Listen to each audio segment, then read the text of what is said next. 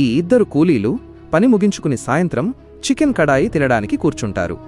అప్పుడే మూడవ వ్యక్తి కారు డిక్కీలో నుండి బయటకు వచ్చి ఒక కర్రకు చాకు కట్టి దాంతో లెగ్ పీస్ని గుచ్చి బయటకు తీస్తాడు. అందులో కడుపు ఖరాబయ్యే మందుని నెమ్మదిగా కలిపి తిరిగి లోపల పెట్టేసి, ఉస్తాద్, నేను కూడా ఉన్నాను అని అంటాడు. అప్పుడు ఉస్తాద్, ఓరి సోమరిపోతూ, డిక్కీలో దాక్కుని ఏం చేస్తున్నావు అని అడుగుతాడు. అతను, ఉస్తాద్, చాలా చలిగా ఉంది అని రగ్గు కప్పుకుని బయటకు వచ్చి, ఉస్తాద్, మొదలు పెడదామా అని అంటాడు.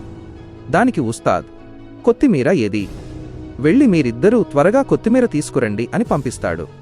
వారిద్దరూ కొత్తిమీర తేవడానికి వెళ్లగానే ఉస్తాద్ తనలో తాను ఇలా అనుకుంటాడు అని ఒక ప్లేట్లో వారిద్దరి కోసం కూర తీసి అందులో తన జేబులో ఉన్న కడుపు ఖరాబయ్యే మందుని బాగా కలిపేస్తాడు.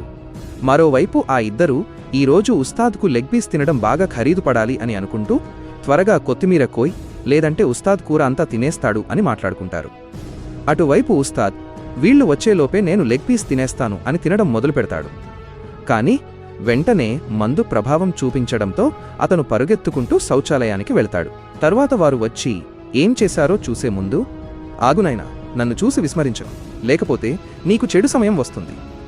ఒక్కసారి కామెంట్లలో హర్ హర్ మహాదేవ్ అని రాసి వీడియోకి ఒక లైక్ చేసి ఛానల్ను సబ్స్క్రైబ్ చేయి. నీ ప్రతి కోరిక నెరవేరుతుంది. ఆ ఇద్దరూ వచ్చి భోజనం చేయగానే వారి పరిస్థితి కూడా ఉస్తాద్లాగే అయిపోతుంది.